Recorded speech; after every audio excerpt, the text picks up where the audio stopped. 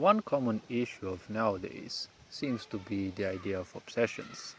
Well, obsessions have been all around us for since life on this planet and life in the universe has existed, but we are conscious at most of our lives in many situations. Rarely we may be a bit conscious of other people's problems, but a lot of people who do things repetitively, well, they probably have been lying themselves so much that it's kind of hard to comprehend, or it became hard to accept the fact that they are under the, let's not say spell, more like the influence of an obsession. Being under the spell of an obsession is technically a better pronunciation or a better presentation, because basically an obsession is nothing else but a very astute, or let's say a very almost fanatical convincement that a certain piece of meaning is real, because technically your obsession is nothing else but a piece of meaning in the end. There are multiple layers to any obsession, yes, but an obsession technically feels exactly like the ads in mass media, right? With mass media, let's not forget that the etymology of this structure comes from the Greek goddess Medea's name, Medea being the ancient Greek goddess of discord, deceit, right? Manipulation, lying. And, well, you know the mass media ads, how they function. They promote in a quite aggressive manner the services or the products that they are made for, and they do it in such a way in which if you don't take advantage of their offer, irrespective of how irrelevant it may be or helpful, your life will feel in vain, right? Your life will feel like shit if you don't have those things, right? They also kind of always make indirectly use of the idea that you're going to be left behind, right? It's always a play of emotions, because a sick society will always reverse emotions, right? It will make you feel proud of your misery, and it will always make you feel guilty or ashamed when you feel simply calm and you feel good, right? It's like, how dare you live life in a happy way, right? Without simply, succumbing to the misery of the others. Well, I can simply live like that because the misery of others is their own business, usually. Well, it's not even their business, it's their doing because they're not getting any money out of it, right? They say happiness is an inside job. Well, happiness should be basically your business, not necessarily an inside job. A job means you're working for someone else, and just as the short form goes, job, just over broke, you're always one decision away from being kicked out, right? So becoming, broke is always a possibility. When it comes to a business, well, business means taking responsibility, and happiness should be your business as well. But when you take responsibility, business means that you're doing certain things which are also returning some of the effort and resources that you may have invested. Finances included, because ultimately they are also resources. So if we are to move deeper into the root of what an obsession might be, well, I said it, it is technically a piece of meaning. There are other layers like, karmic substrates, because let's not forget, you're always in this world, you're born out of a family, and that family has its own karmic substrates. You may not know your previous generations, but they definitely had their own obsessions, compulsive behaviors, whatever you want to call them. They had their suppressed emotions, all sorts of behaviors that most likely they couldn't surpass. They couldn't um, transcend, let's say. So you're going to be influenced by those as well to a certain extent. As of what I heard, typically previous lifetimes won't influence you as much as your current lifetime will, because, well, but still, the more you have in your lineage certain aspects or tendencies, right, the more prone you are to simply break in front of them. Now, how to not break in front of a obsession? Well, one has to live a conscious life. Now, I'm going to tell you for sure, living a conscious life and taking conscious decisions each and every moment of your life, I assure you it's hell of an effort, right? Even try not imagining, try breathing consciously for like 5 minutes, right? Be conscious of each of your breaths and don't let your body do them, right? Like try breathing 50% slower and have full control over that breath, right? Try it for 5 minutes. If you can do it for 5 minutes daily, well, it's gonna make some slight difference. Some people ask me, how is it that I breathe so slowly? Because even some of my friends or people whom I've met, they seem to breathe like twice or probably even 3 times faster than me. I said, because I'm a very calm person. Well, obviously, I have my moments when I get pissed, but typically that's just giving out some negativity. If I get pissed, well, that's gonna last longer than the few seconds when I just spew some swears and the such. The calmer you are, life becomes less of a threat represented chain of events, right? Life becomes less than just a series of compulsions that one must follow in order to ensure a better life. See, no obsession has ever pulled someone out of misery because, well, obsessions are in the end the result of misery, and, well, they are a proof that you are in misery. An obsession means that you have a supreme feeling that something is missing, right? What most people are missing in this world is touch from their parents, emotional touch, right? They can cuddle you with words, embraces, because, as a parent, you should embrace your child from time to time, right? It is hard to find a balance in which you raise your children in a way that they're also nurtured, but they're also taught some limits of life, because, children will always try to get as many things as possible by crying and, little manipulations of childhood, because they are compulsive. They are born in the idea of survival. They are in survival mindset, right? A representation of that is the fact that they come out through the womb. From the womb, they come out, you know, uh, you know how a child is born, though, right? And, well, they have to pass through their mother's muladhara, right? Well, they don't pass through the chakra. I don't want to give people weird ideas, but, you know, the passing through the place between the legs, the point is it's like a portal. It's the portal that allows you to be brought into this life. And similarly, muladhara is the portal that represents your ability or inability to simply withstand your urges, because muladhara is all about survival. And, well, as a child, you've always been compulsive. Now, when life goes even further, see, a lot of people will ask how to quit smoking, how to quit this or that. Well, you can take pills like the pharmaceutical way, but I'm telling you the best thing is to simply forget about those and simply do one little thing.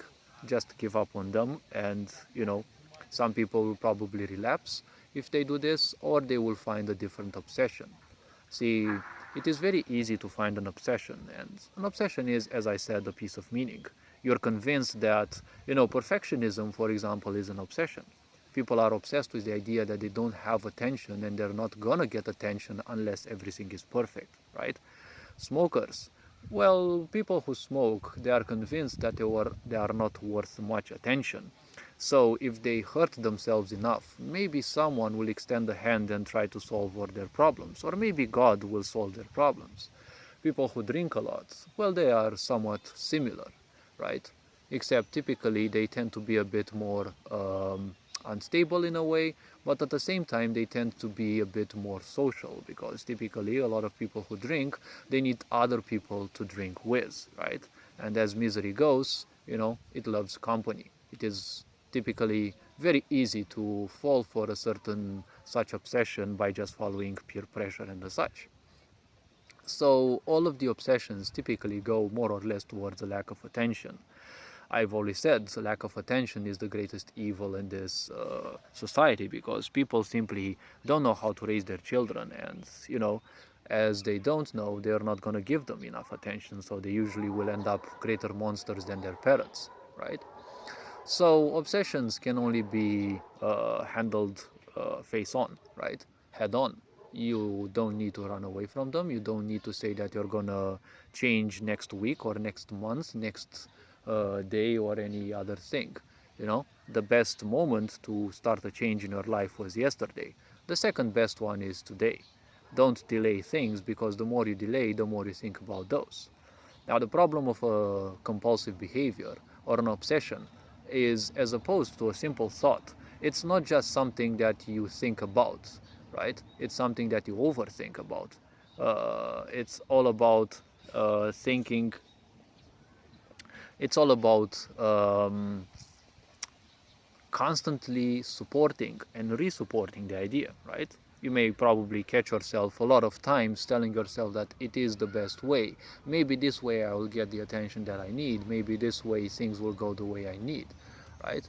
Because, as I said, perfectionism, smoking, drugs, all of these things are, in a way, a lack of attention. There are other issues, obviously. Some people do compulsions because they're convinced that they're not worthy of life, right? And, well, all sorts of other ideas, yes. If we go further and further, deeper down the rabbit hole, there can be way too much to talk about. I'm not a psychiatrist, so I cannot provide you too many details, though. But I choose to offer a bit of the wisdom that I have accumulated, and, well, some people tell me that I'm a bit wiser for my age. Well, I say this kind of doesn't matter. What matters to me the most is to simply share as much as possible, because it's not going to serve me beyond my grave, but hopefully it will serve some other people. That is why sharing it on different platforms can help certain people find it, whether they feel worthy of trying to understand things or hearing a different point of view. Well, finding people who can share some point of views isn't necessarily hard, but people who can do that somewhat consistently, or at least have a certain vision that uh, is not aligned with certain agendas. I don't have any agenda. I'm not interested in people's attention much. If they watch my videos, it's okay. If not, well, it's again okay. I could do 30-second TikToks with these ideas. But for now, I prefer them being 10 minutes-ish or more, because I want people to have a certain patience. Not to watch my videos, to have a certain patience for them to try. I've seen thousands of documentaries in my life, right? And it wasn't necessarily an obsession. Partly it was, because I lived in a somewhat toxic environment and I had to distract myself from certain things, right? Obsessions can also be a point of running away from a pain, right? You're convincing yourself that by doing something, the pain is no longer there, but, well, things don't go like that. See, one of the fallibilities of humans is that humans can lie themselves pretty easily, right? Because basically, why can people lie themselves so easily? Well, this is a very easy question, because, see, when you lie yourself, you are the only audience, right? There's no one else in there to come to you and, slap yourself back to your own senses, right? Because we also live in a sick society that doesn't even teach you what normality is. Nowadays, you see normality being twisted and shaped towards all sorts of agendas and such. It's like everyone has their own, dim-witted version of uh, how to put it, yeah, their own version of dim-witted normality. But ultimately, I can't care much. Everyone to each their own, right? But the point of an obsession is transcending it is the most important thing. And transcending an obsession, a lot of people can't simply handle the pressure. Why is an obsession so pressuring? Well, it is pressuring mainly because you have overthought about it so much. You have thought and given it so much emotion, so much struggle, so much strife. All that emotion is something that you will have to leave out, right? That is why, compared to any other thoughts, probably you're not aware, but if you pay a bit of attention, you will see that most of your thoughts will repeat. All of your thoughts will repeat. They will come back from time to time. But an obsession is constantly going to come back, right? You see that even when it comes, it is almost overwhelming you, because you gave it so much energy, you gave it so much power. So one has to simply give up on it, and it will dwindle slowly and surely. It will be horrible, especially since a part of the chemicals in smoking will make it very hard for your brain to give up on it. Similar it is to caffeine, but I think caffeine can have less of a negative impact compared to smoking. But when it comes to caffeine, at least I heard both of the sides. I've heard that a lot of people somewhat benefited from it. Other people, well, they know they're doing harm to themselves, but yet again, it is a compulsion, right? A compulsion has, first and foremost, to be proof to yourself that you're disregarding yourself. You're not taking yourself as equally important as you should. Because you have to understand, in this life, you matter the most, in a way. Not from a narcissistic standpoint, but mainly because you live in this physical body. How you treat it, it's gonna reflect in the way you will be able to experience life. Because if you treat it badly, well, from a certain standpoint, you will see the body can withstand a lot. That's why a lot of people fall into this rabbit hole of ignorance. But you will see sooner or later it gets into a problem. Why? Because your body, after having been treated badly for so long, well, it will actually feel worse and worse, right? You'll feel depressed because your body is suffering. That's one of the sources of your depression. Other source is that, well, you're mistreating it, right? After all, if someone mistreats you, you're gonna feel irritated and pissed. But your body is doing unconditionally all the effort that it can do so that you can experience this beautiful world. But the problem is you're mistreating it. So how can your body not suffer, right? When you get a cancer, it's like your body is, committing self-destruction because you have programmed it to commit self-destruction. Cancer will appear mainly when you convince your brain that you should uh, simply conduct apoptosis or cellular destruction. Because when you convince yourself that, well, enough, or your brain, when you convince it that you're worthless in this world, it will conduct self-destruction, right? That is how it happens that with some people, they never had any of the ideas that science says may well have led to cancer, but suddenly they just got cancer. Some very simple-minded so-called spiritualists will say that they have sinned or they have done this or that or whatever. See, things will happen, right? But I will leave those for another video. And when it comes to life, compulsions, you must always take them as proof that you're mistreating yourself. Because all compulsions mean it's something more important than your belief systems, than your morals, than anything you may believe in. A compulsion, an obsession is greater than even your faith, because it is basically your only faith. You may tell me that you believe in Allah or in your whatever God you may believe in. That is your personal business, because everyone needs to believe in something ultimately, right? I always say atheists are somewhat clumsy in their beliefs because, well, you're telling me you don't believe in anything. Well, atheists tell that there is no God. Well, in a way, I align myself to that, but I'm not an atheist. What atheists truly would say through their meaning is that they don't believe in God as it has been portrayed by societal structures, right? And they simply don't believe in that. My ideas go even a bit beyond that, well, a bit more beyond that, but I'm not here to present atheism or whatever. The point is very simple.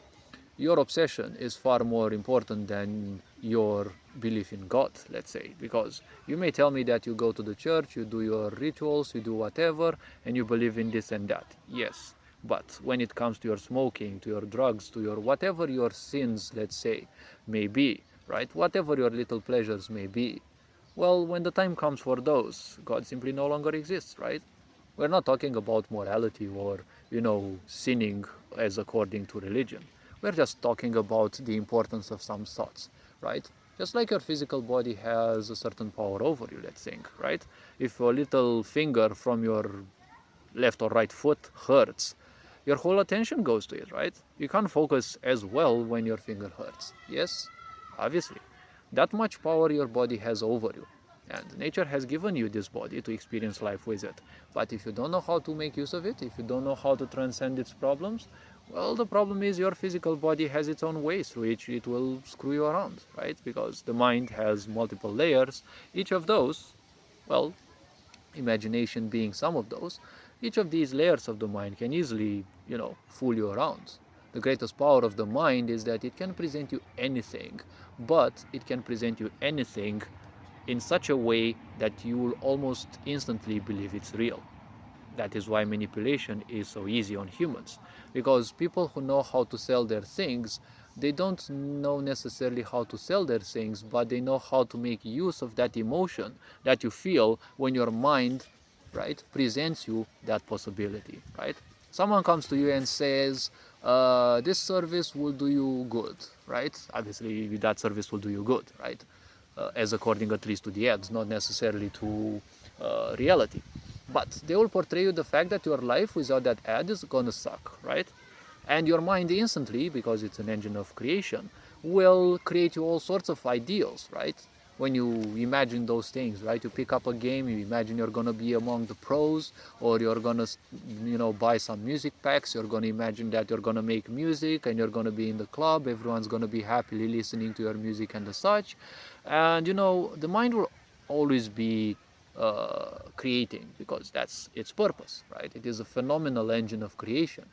The problem is you give too easily emotions to that. So you give them enough power that the mind convinces you that that is a possible reality. Yes, it is a reality. But the question is, will you simply handle it? Will you be able to, or willing to keep up to it, right? Because a lot of people, again, they give up on things because they're obsessively jumping from one thing to another because they're not convinced that they are worthy of life. So you only have one single life. You don't have time in this life to waste on all sorts of obsessions. Obsessions make, in a way, a fool out of you. They make a smaller version out of you because whatever they may be alcohol, masturbation, porn, anything that they may be, every obsession literally makes a smaller version out of you because you may have all the potential in the world, but when that obsession claims its grasp upon you, you are nothing else but a slave to it, right? You don't have to look at that as something necessarily bad because getting out of an obsession isn't as easily as just quitting it, right? We have to go through quitting, and then you have to go through the shame of relapsing, right? Now, I'm telling you, don't feel ashamed if you relapse. There was an attempt, and obviously, you have to bounce through, dozens upon dozens, if not thousands, probably, of layers of this aspect, right? So long as you don't commit to excuses and you do it from time to time when you feel capable, that should be the best point. Because ultimately, one has to understand one thing: breaking cycles of karma, well, it is very hard. No, you think about something or listen to a song 10 times in a row, then try to pull it out of your mind. You will see, you will go crazy, right? Now imagine something that you have thought about or you have gone through for like 10 years in your life, right? So you have to imagine it is a huge effort. Yes, it can be given up on instantly, but not everyone can handle, the repercussions. Because a lot of the poisons that you put into your body are specifically made to weaken you and also make you feel bad if you're no longer taking them. Especially when you see so many other people, probably even your peers, doing those and you feel left alone, right?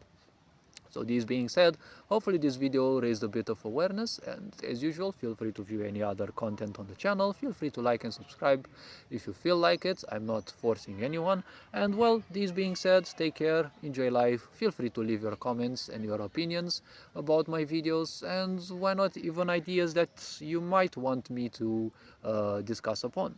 I don't mind it, but I'm not gonna discuss on any topic presented instantly because I require taking my time, and well, most of the videos I do by simply channeling those, more or less, because I kind of turn my brain out so that, emotional inputs and outputs from the world around me simply don't influence me. It's much easier to present things based on, how they flow in. So this being said, take care, enjoy life, and this being said, Ferenjan Boer signing out.